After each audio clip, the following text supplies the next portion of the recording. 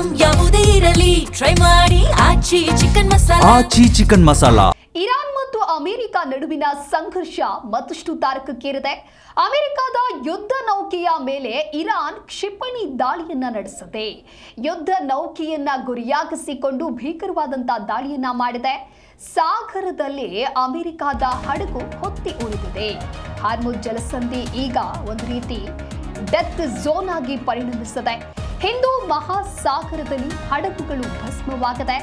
Iran ಮತ್ತು America ನಡುವಿನ ಸಂಘರ್ಷ ಈಗ ಅತ್ಯಂತ ಅಪಾಯಕಾರಿಯಾದಂಥ ಹಂತಕ್ಕೆ ತಲುಪಿದೆ. ಇರಾನ್ನ Islamic Revolutionary Guard Corps Hindu ಮಹಾಸಾಗರದಲ್ಲಿ ಅಮೆರಿಕದ ಬೃಹತ್ ಯುದ್ಧ ನೌಕೆ USS ಡೆಸ್ಟ್ರಾಯರ್ ಇದನ್ನೇ ಗುರಿಯಾಗಿಸಿಕೊಂಡು ಭೀಕರ ಕ್ಷಿಪಣಿ ದಾಳಿಯನ್ನು ನಡೆಸಿದೆ. ಈ ದಾಳಿಯಿಂದಾಗಿ ಸಾಗರದ ಮಧ್ಯದಲ್ಲಿ ಅಮೆರಿಕದ ಹಡಗುಗಳು ಹೊತ್ತಿ ಉರಿದಿದೆ. ಇಡೀ ಮಧ್ಯಪ್ರಾಚ್ಯವು ಜಾಗತಿಕ ಸಮರದ ಅಂಚಿನಲ್ಲಿ ಬಂದು ನಿಂತಿದೆ. ಹಿಂದೂ ಮಹಾಸಾಗರದಲ್ಲಿ ಹಡಗುಗಳ ಭಸ್ಮವನ್ನು ಮಾಡಲಾಗಿದೆ. ಇರಾನ್ ಗಡಿಯಿಂದ ಸುಮಾರು 600 ಕಿಲೋಮೀಟರ್ ದೂರದಲ್ಲಿರುವ ಮುಕ್ತ ಸಮುದ್ರದಲ್ಲಿ ಈ ದಾಳಿ ನಡೆದಿದೆ ಅನ್ನುವಂತ ಮಾಹಿತಿ ಸಿಗ್ತಾ ಇದೆ. ಅಮೆರಿಕದ ಡೆಸ್ಟ್ರಾಯರ್ ನೌಕೆಯು ಅಮೆರಿಕನ್ ಟ್ಯಾಂಕರ್ನಿಂದ ಇಂಧನವನ್ನು ತುಂಬಿಸಿಕೊಳ್ತಾ ಇದ್ದ ಸಂದರ್ಭದಲ್ಲಿ ಇರಾನ್ ತನ್ನ ಶಕ್ತಿ ಪ್ರದರ್ಶನವನ್ನ ಮಾಡಿದೆ. ಈ ರೀತಿಯಾಗಿ ಇರಾನ್ ಮತ್ತು ಅಮೆರಿಕ ನಡುವೆ ಸಂಘರ್ಷ ಮತ್ತಷ್ಟು ತಾರಕಕ್ಕೇರ್ತಾ ಇದೆ. ಅಮೆರಿಕದ ಯುದ್ಧ ನೌಕೆಯನ್ನ ಟಾರ್ಗೆಟ್ ಮಾಡಿ ಇರಾನ್ ಈಗ ಕ್ಷಿಪಣಿ ದಾಳಿಯನ್ನ ನಡೆಸಿದೆ. ಅಮೆರಿಕದ ಡೆಸ್ಟ್ರಾಯರ್ ನೌಕೆಯು ಅಮೆರಿಕನ್ ಟ್ಯಾಂಕರ್ನಿಂದ ಇಂಧನವನ್ನು ತುಂಬಿಸಿಕೊಳ್ತಾ ಇರುತ್ತೆ.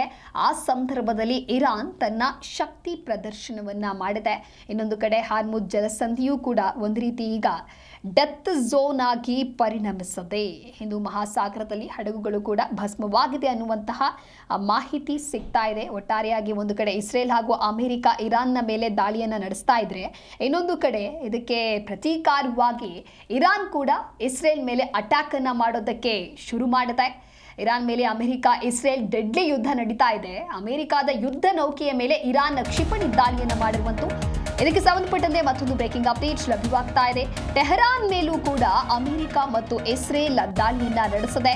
ಇರಾನ್ನ ಕ್ಯಾಪಿಟಲ್ ಟೆಹರಾನ್ನ ಗುರಿಯಾಗಿಸಿಕೊಂಡು ಅಮೆರಿಕ ಮತ್ತು ಇಸ್ರೇಲ್ ಅಟ್ಯಾಕ್ ಮಾಡಿದೆ. ದುಬೈನಲ್ಲಿರುವಂತಹ ವಾಷಿಂಗ್ಟನ್ನ ದೂತಾವಾಸ, UAEನ ಫುಜೈರಾ ನಗರದ ಬಂದರಿನ ಮೇಲೆ ದಾಳಿಯನ್ನ ಮಾಡಲಾಗಿದೆ. ಎರಡೂ ದೇಶಗಳಲ್ಲಿಯೂ ಕೂಡ ಸಾವಿನ ಸಂಖ್ಯೆ 1000ಕ್ಕೆ ಏರಿಕೆಯಾಗಿದೆ.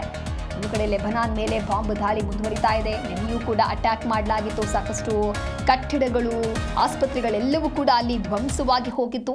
ಇನ್ನು ಇಸ್ರೇಲ್ ಏರ್ ಸ್ಟ್ರೈಕ್ ಅನ್ನ ನಿನ್ನೆ ನಡೆಸಿತ್ತು. ಕೆಲವು ವಸತಿ ಪ್ರದೇಶಗಳನ್ನು ಗುರಿಯಾಗಿಸಿಕೊಂಡು ದಾಳಿಯನ್ನ ಮಾಡಲಾಗಿತ್ತು. ಇದರಿಂದ ಅಲ್ಲಿರುವಂತಹ ಜನರೆಲ್ಲರೂ ಕೂಡ ಬೆಚ್ಚಿ ಬಿದ್ದಿದ್ರು. ಆ ದಾಳಿ ಸಾಕಷ್ಟು ಸಾವು ನೋವಿಗೂ ಕೂಡ ಕಾರಣವಾಗಿತ್ತು. ಇರಾನ್ ಮೇಲೆ ಮತ್ತಷ್ಟು ದಾಳಿಯನ್ನ ಇಸ್ರೇಲ್ ಚುರುಕುಗೊಳಿಸಿದೆ. ಇರಾನ್ ಮೇಲೆ ಇಸ್ರೇಲ್ ಮತ್ತು ಅಮೆರಿಕದಿಂದ ಮಿಸೈಲ್ ದಾಳಿಯನ್ನ ಮಾಡಲಾಗಿತ್ತು. ಇದೀಗ ಅದೇ ರೀತಿಯಾಗಿ ಮತ್ತಷ್ಟು ದಾಳಿಯನ್ನ ಮಾಡಲಾಗಿದೆ. ಹಾಗೆ ಟೆಹರಾನ್ ಮೇಲೆ ಅಮೆರಿಕ ಮತ್ತು ಇಸ್ರೇಲ್ ಈಗ ದಾಳಿಯನ್ನ ಮಾಡಲಾಗಿದೆ. ಎರಡೂ ದೇಶಗಳಲ್ಲಿಯೂ ಕೂಡ ಸಾವಿನ ಸಂಖ್ಯೆ ಏರಿಕೆಯಾಗ್ತಾ ಇದೆ. ಕ್ಷಣಕ್ಕೂ ಕೂಡ ದಾಳಿಯ ಮೇಲೆ ದಾಳಿಯನ್ನ ನಡೆಸ್ತಾ ಇದ್ದಾರೆ. ಇರಾನ್ ಹಾಗೂ ಇಸ್ರೇಲ್ ನಡುವೆ ನಡೀತಾ ಇರುವಂತಹ ಈ ದಾಳಿಯಿಂದಾಗಿ ಎರಡೂ ದೇಶಗಳಲ್ಲಿಯೂ ಕೂಡ ಸಾವಿನ ಸಂಖ್ಯೆ 1000ಕ್ಕೆ ಏರಿಕೆಯಾಗಿದೆ. ಇನ್ನೊಂದು ಕಡೆ ಪುಟ್ಟ ಮಕ್ಕಳ ಸಮಾಧಿಯನ್ನು ಕೂಡ ಮಾಡಲಾಗ್ತಾ ಇತ್ತು. ಸಾಲು ಸಾಲಾಗಿ ಸಮಾಧಿಗಳ ನಿರ್ಮಾಣವನ್ನು ಇರಾನ್ನಲ್ಲಿ ಮಾಡಲಾಗಿತ್ತು. ಆ ಒಂದು ಮನಕಲಕುವ ದೃಶ್ಯವನ್ನು ನಿನ್ನೆಯೂ ಕೂಡ ತೋರಿಸಿದ್ವಿ. ಅದೇ ರೀತಿಯಾಗಿ ಇವತ್ತೂ ಕೂಡ ಇರಾನ್ ಇಸ್ರೇಲ್ ನಡುವೆ ದಾಳಿ ಮತ್ತಷ್ಟು ತೀವ್ರತೆಯನ್ನು ಕಂಡಿದೆ. UAEನ ಫುಜೈರಾ ನಗರದ ಬಂದರಿನ ಮೇಲೆಯೂ ಕೂಡ ದಾಳಿಯನ್ನ ಮಾಡಲಾಗಿದೆ. ಮಧ್ಯಪ್ರಾಚ್ಯವನ್ನ ಅಗ್ನಿಕುಂಡ ಮಾಡಿರುವಂಥ ಇರಾನ್ ಇಸ್ರೇಲ್ ಅಮೆರಿಕ ಯುದ್ಧ 5ನೇ ದಿನವೂ ಕೂಡ ತೀವ್ರವಾದಂಥ ಸ್ವರೂಪವನ್ನು ಪಡೆದುಕೊಂಡಿದೆ. ಜಾಗತಿಕವಾಗಿ ಬಹಳ ಆತಂಕವನ್ನು ಸೃಷ್ಟಿ ಮಾಡ್ತಾ ಇದೆ. ತನ್ನ ಪರಮೋಚ್ಚ ನಾಯಕ ಖಮೇನಿ ಹತ್ಯೆಯ ಪ್ರತೀಕಾರಕ್ಕೆ ಮುಂದಾಗಿರುವಂತಹ ಇರಾನ್, ಸೌದಿ ಅರೇಬಿಯಾದ ರಾಜಧಾನಿ ರಿಯಾದ್ನಲ್ಲಿರುವಂತಹ ಅಮೆರಿಕ ರಾಯಭಾರ ಕಚೇರಿ, ಹಾಗೆ UAEನ ತೈಲ ಘಟಕ, ಖತಾರ್ನಲ್ಲಿರುವಂತಹ ಅಮೆರಿಕದ ಸೇನಾ ನೆಲೆ, ರಾಡರ್, ಒಮನ್ನ ಬಂದರು, ಇಸ್ರೇಲಿನ ಆಯಾ ಕಟ್ಟಿನ ಪ್ರದೇಶಗಳ ಮೇಲೆ ದಾಳಿಯನ್ನ ನಡೆಸಿದೆ.